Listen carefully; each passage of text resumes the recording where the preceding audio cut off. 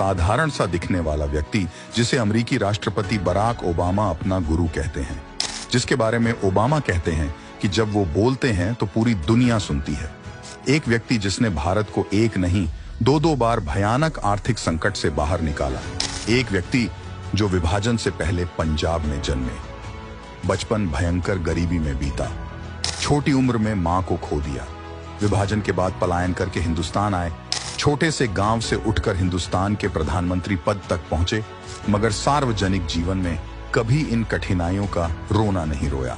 अभाव इतने कि लालटेन की रोशनी में पढ़ाई की, जज्बा ऐसा कि ऑक्सफोर्ड यूनिवर्सिटी पहुंच गए, इकोनॉमिक्स में डॉक्टरेट की, Punjab university, Delhi university, Delhi school of economics में शिक्षक रहे, यूनाइटेड नेशंस में काम किया, वित्त मंत्रालय में मुख्य सलाहकार रहे और फिर रिजर्व बैंक के गवर्नर बने।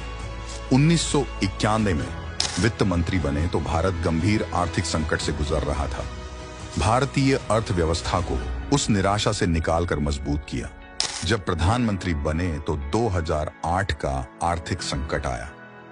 दुनिया की तमाम बड़ी अर्थव्यवस्थाएं भरभरा कर गिर रही थी और भारत अंगद की तरह पैर जमाकर खड़ा था।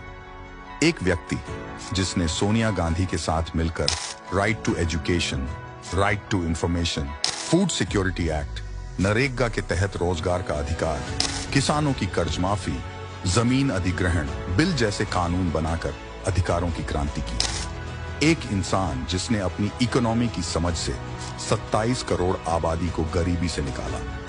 सार्वजनिक जीवन में गरिमा और शुचिता की मिसाल।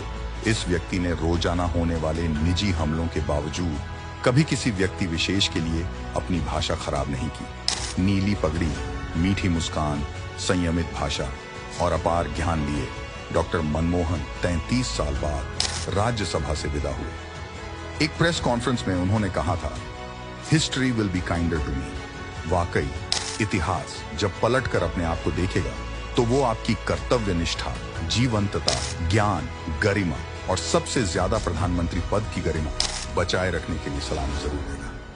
Thank you doctor Manmohan Singh ji.